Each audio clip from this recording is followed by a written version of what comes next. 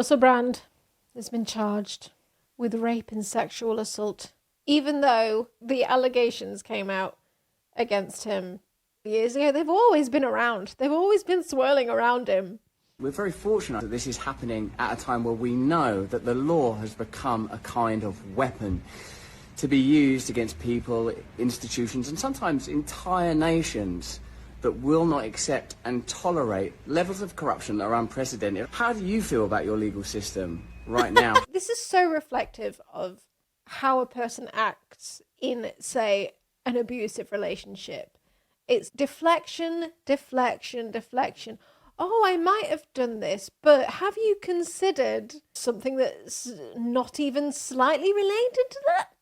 Being pursued and prosecuted. How do you feel that the Southport murders were handled? How do you feel about the government of Keir Starmer? Now, that's just general context. I've always told you guys that when I was young and single, before I had my wife and family, who were just out of shot over there, my beautiful children, I was a fool, man. I was a fool before I lived in the light of the Lord. I was a drug addict, a sex addict, but what I never was a rapist. I've never engaged in non-consensual activity. I pray that you can see that by looking in my eyes. I looked into his eyes. I looked into his soul through his eyes, and I could just see his innocence. And of course, I'm now going to have the opportunity to defend these charges in court, and I'm incredibly grateful for that. In the meantime, you lot, stay free, and we will be continuing to discuss this matter. Praise the Lord. The global elites don't like you, but we commoners love you. We know this is just fake charges and another use of the judicial system to hurt someone with strong conservative Christian views. Stay strong. Exactly. They loved you for so long, then you speak out and now they charge you. I haven't always agreed with you, but I don't believe you're a rapist. This is lawfare. The globalist behemoth writhes and spits in fury. There is a theory that he started pivoting towards the more conspiratorial stuff. He was quite left-wing before. I guess he's always been quite a small government guy, but he used to be more of a sort of socialist small government guy, I think. And then over the years, he's more conspiratorial, right-wing conspiratorial. He supports RFK now, I believe. He's very concerned about the supposed, the fluoride that they're putting into the water and stuff. He's very concerned about all of that. He thinks that the big food companies are intentionally putting poison into food. He thinks that RFK can fight against that. There is this theory that he moved to that more conspiracy-focused ideological standpoint because he could see the accusations coming. I don't know if he ever saw them coming. Like, I think that he probably thought that he could get away with them. Maybe that was his thinking. Maybe he did think that they were going to come one day, and he thought maybe pivoting to the right, to the more conspiratorial, would give him a very loyal fan base. Then, as soon as the accusations come out, they'd be like, oh, they're clearly trying to silence you. That's a theory. I feel like people like Russell Brand, they're so confident that they're never going to be caught and they're always going to have control over every situation that they're in, that I'm not completely convinced he intentionally did that. It's possible. I don't know. We stand with Brand. Give it to the Lord, Russell. He knows your heart. The narcissist prayer, that didn't happen.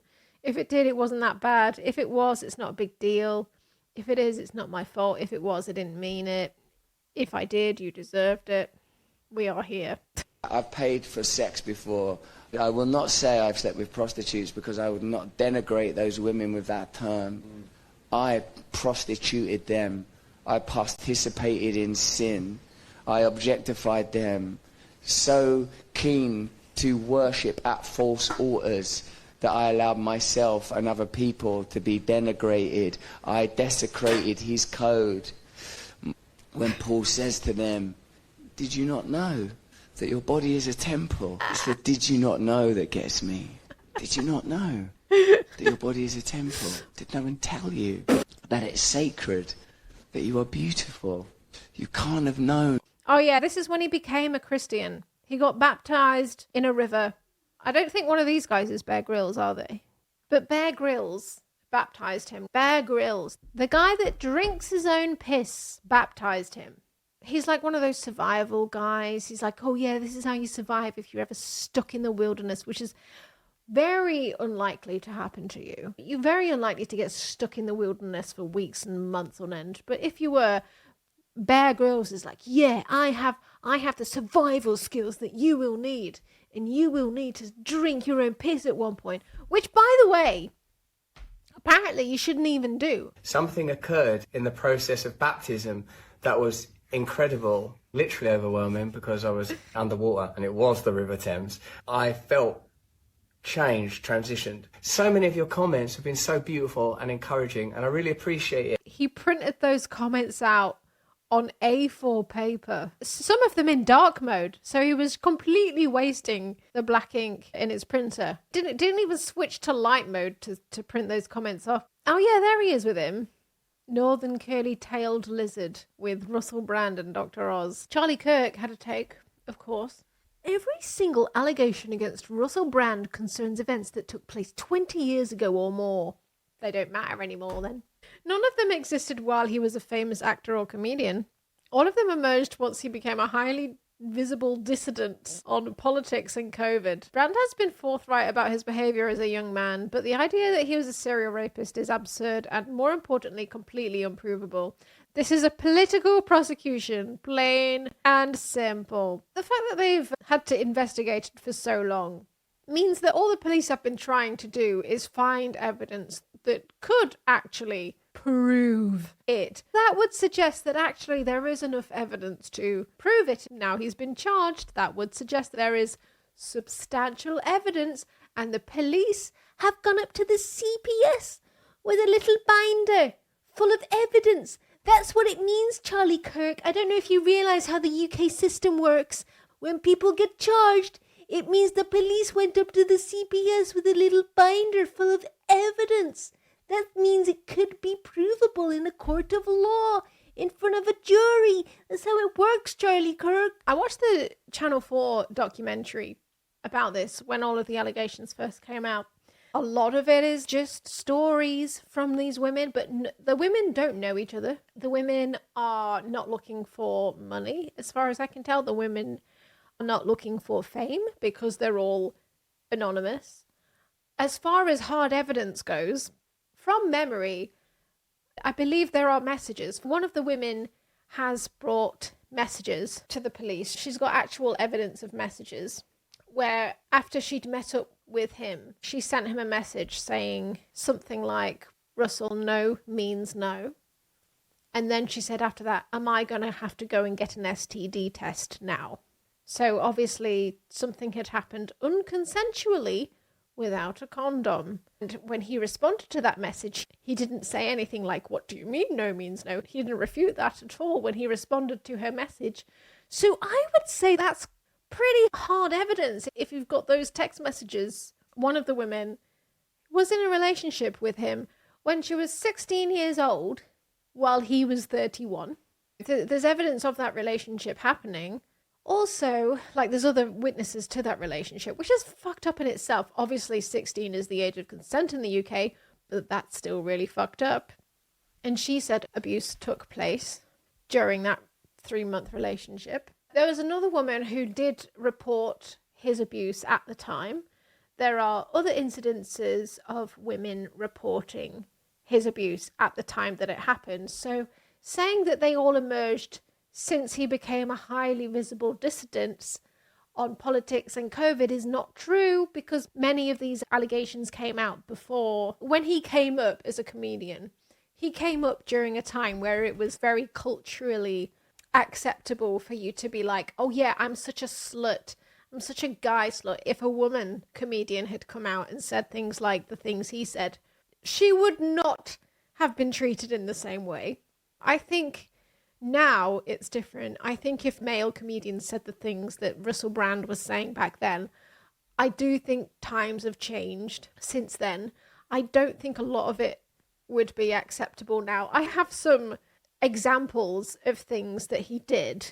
I witnessed Russell Brand coming up as a comedian. I was a teenager when he was first coming up, and I saw all of the sick jokes he would make about women, and you would just think that it was normal. Like, you would just sort of expect it from him. And, like, looking back on it, it's so fucked. And you realize how uncomfortable he must have made people feel. Anyway, I've got some examples of that. Good old Jimmy Savile. This audio resurfaced when that Channel 4 documentary came out. This interaction is so disturbing to look back on.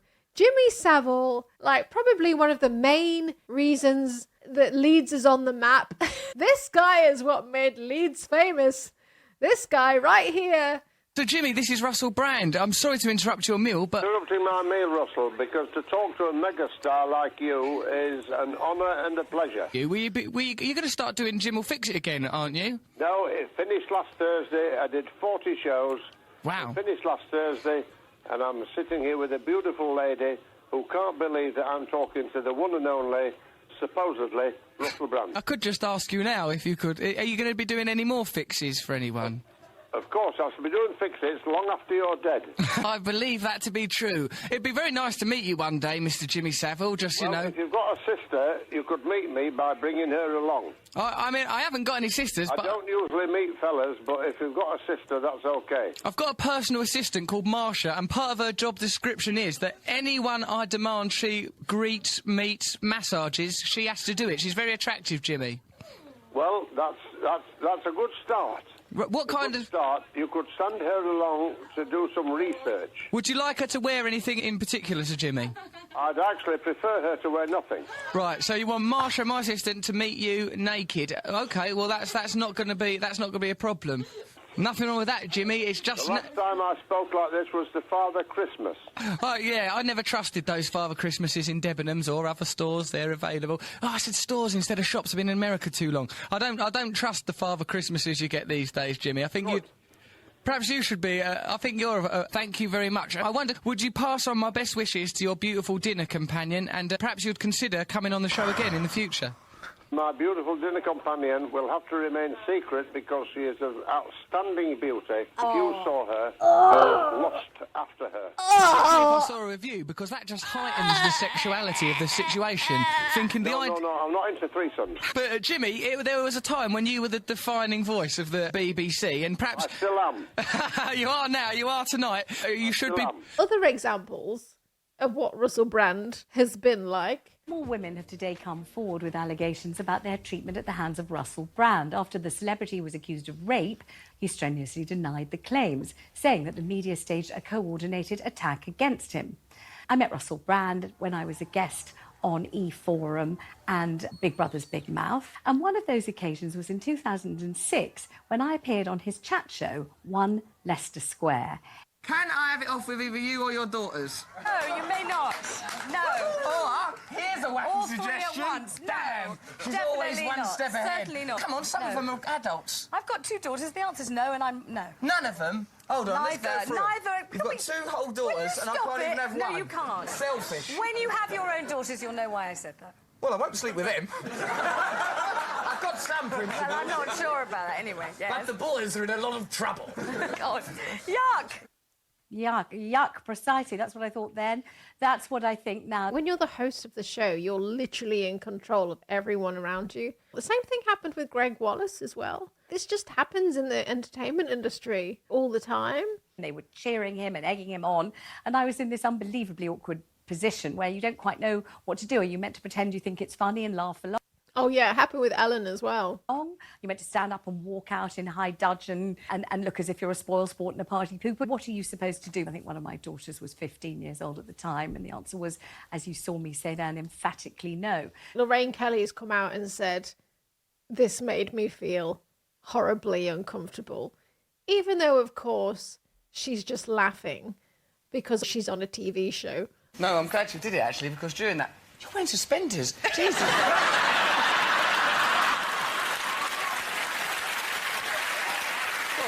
I've bitten off more than I can chew. I'm out of my depth. Yes, I have been in other films, but it doesn't seem so important now that I know Lorraine Kelly's a slut. That's been his whole career, basically. He's sort of like built up this character And then he could use that sort of like caricature of himself to get away with doing whatever he could. We all thought it was normal for the longest time. There was another situation involving Catherine Ryan. There's this show called Roast Battle, where like loads of comedians get together and roast each other and do little like one-liners against each other. And apparently Russell Brand and Catherine Ryan ended up on the same one. And she made a comment about Russell Brand being a predator. She says it got cut out of the show and he left the recording. I remember watching her do an interview with Louis Theroux, and she mentioned this incident, and she would refuse to say in that interview with Louis Theroux the name of the male comedian who she'd called a predator. She was too scared to say his name. This is Catherine Ryan. She's not like a small up-and-coming comedian. She's huge. Catherine Ryan is massively successful in the UK. She's on the TV all the fucking time. Even she was scared to say his name during that interview with Louis Theroux. Like, a lot of people were wondering, like, was she actually talking about Russell Brand or not? But yeah, clearly legally worried about saying his name because of how powerful Russell Brand is. To say that the women who are coming out against him now are just doing it for attention is wild. If you want to come out with rape accusations, don't do it against someone like Russell Brand. Why would you choose to come out with fake rape accusations against someone like Russell Brand, who's so powerful and famous, unless they were true? This person, I believe very strongly, many people believe very strongly, is an open secret, is a perpetrator of sexual assault, she continued. I, in front of loads of people in the format of the show, said to this person's face that they are a predator. I would love to see that clip. I would love to see it. There's someone else who's come out and said that he showed his willy to her. A woman has accused Russell Brand of exposing himself to her and then laughing about it minutes later on his BBC radio show. The woman says it happened in 2008 when she was working in the same building as the BBC in Los Angeles. The encounter left her stunned. Minutes later, he was recorded laughing with his co-presenter, who said Brand showed his willy to a lady. His co-presenter Matt Morgan told the BBC he was not aware until now of the nature of this encounter. It's funny how a man can come back to these accusations of rape and be like, oh yeah, I'm just a slag. That's just what I'm like. I've always been really open about how I'm such a slag. Whereas the exact same accusation is applied to women when women accuse men of being raped. And then in a court of law, they're accused of being a slag and therefore they were asking for it. Russell Brand is like, yeah, but I'm a slag. So therefore I didn't do it because I'm a slag. It's so fucked up. I'm Russell Brand. I'm just a slag. I can't help it. I'm just a slag. He got given an award at one point called Shagger of the Year. I swear, what is that shit about? Shagger of the Year. Brand resurfaced clips give a sobering reminder of noughties culture. Imagine if a woman had been given the award Shagger of the Year. Brand also battled addiction but came out the other side. There was 100% a sexual double standard that meant men had it easier than women. While Brand was given the award for Shagger of the Year 3 times in a row. Oh, it was the Sun. Of course it was the fucking Sun. Women who were seen as promiscuous were slut-shamed. The Dispatch's film serves as a grim indictment of the ingrained quotidian misogyny of the noughties, but also emphasizes how little has changed. Revelations about abuses by Harvey Weinstein and others in the past decade have contributed to a culture change in the entertainment industry in many ways, but the problems caused by abuses of power are by no means fixed. And they have also moved online. A new generation of celebrities are on social media platforms that don't have the same responsibilities as traditional broadcasters. I can do whatever I want to my followers. There's no institution watching over me. Beware.